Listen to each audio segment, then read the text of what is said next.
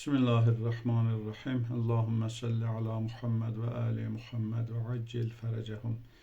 Hiləgər düşmən yenə də öz hiləsini, məkrini işə salıb, yalan, şayə dolu məlumatlarla möminlərin qəlbində müəyyən şübhələr yaratmağa çalışırlar. Bu, bunların çoxdankı adətləridir.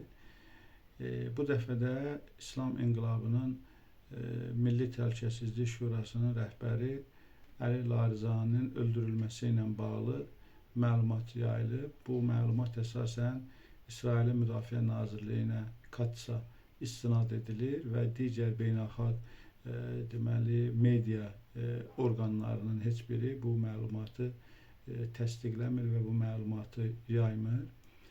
İran tərəfi də bu məlumatı təsdiq və təksib etməyib.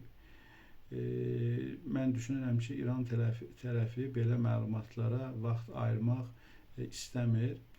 Onu da deyim ki, dünən 16 mart 2026-cı il tarixdə Əli Larizaninin müraciəti yayılmışdı. Bildiyimiz kimi bu günlərdə Əli Larizani İslam İnqilabı üçün çox ciddi, əhəmiyyətli deməli bir fiqur hesab olunur. Xüsusən əzəmətli şəhid rəhbərin şəhadətindən dərhal sonra İranda rəhbərliyi qismən ələ alan Əli Larizani düşmənin hədəflərinin vurulmasında, ümumiyyətlə düşmənlə mübarizə aparmaq məsələsində rəhbərliyi edib və görünür bu Əli Larizaninin bu mövqeyi düşmənin barını yarıb.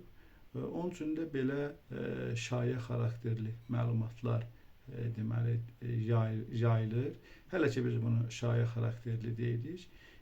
Deməli bir müddət əvvəl də, yəni bir neçə gün bundan əvvəl də Əli Larizaninin Amerikada Green Card vasitəsilə Amerikaya getdiyini və sair kimi məlumatlar tirajlanırdı. Düşünürəm ki, bunların hamısı deməli dəyərli fədakar İran xalqında Əli Larizaniyə qarşı şübhələr yaratmaq üçün düşmən mediası tərəfindən tirajlanır.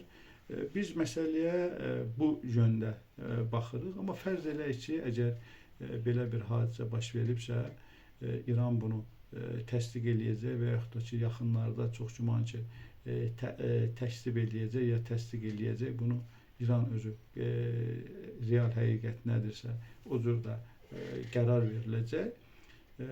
Amma burada yenə də İslam İnqilabının geri çəkilməsindən söhbət gedə bilməz. Çünki İran İslam Respublikasının qurulan sistem və o deməli o fəaliyyət hər hansı bir şəxsə və yaxud da şəxslərə bağlı deyil. Bunların bir neçə variantları var. Əli Larizani də, bizim şəhid rəhbərimiz də və digərləri də bunlar hamısı İslam İnqilabına xidmət edən, ləyaqətlə xidmət edən şəxsiyyətlərdirlər və elə əslində belə şəxsiyyətlərin ömürlərinin sonu şəhadətlə bitərsə, bu ən böyük ədalət hesab olunar. Amma bu günə qədər, yəni indiki vaxta qədər hələ Əli Larizaninin şəhadəti ilə bağlı hər hansı bir məlumat İran tərəfindən təsdiqlənməyib. Ona görə də mən dəyərli möminlərə üzümü tuturam. Çünki bu mövzu ilə bağlı suallar ünvanlanır, bəzi şübhələrə aydınlıq gətirilməsi istənilir və s. Biz bu mövzu ilə bağlı dəyərli möminlərə səslənirik ki, səbirli olmaq lazımdır və düşmənin hər hiyləgər məlumatının ardınca getməyə ehtiyac yoxdur. Çünki o yalan, saxta məlumatlar ən azı insanlarda məyusluq yaratmaq üçün dövriyyəyə buraxılıb.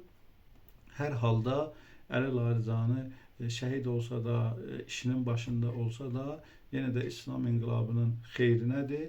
İnşallah bizim bildiyimiz bir həqiqət bundan ibarətdir ki, tezliklə İslam İnqilabı deməli küfr üzərində Epstein koalisiyasının üzərindən əzəmətli bir qələbə qazanacaq və bütün möminlər, bütün müsəlmanlar bu qələbə ilə sevinəcəklər. Vəssalamu aleykum və rəhmətullahi və bərəkatuhu.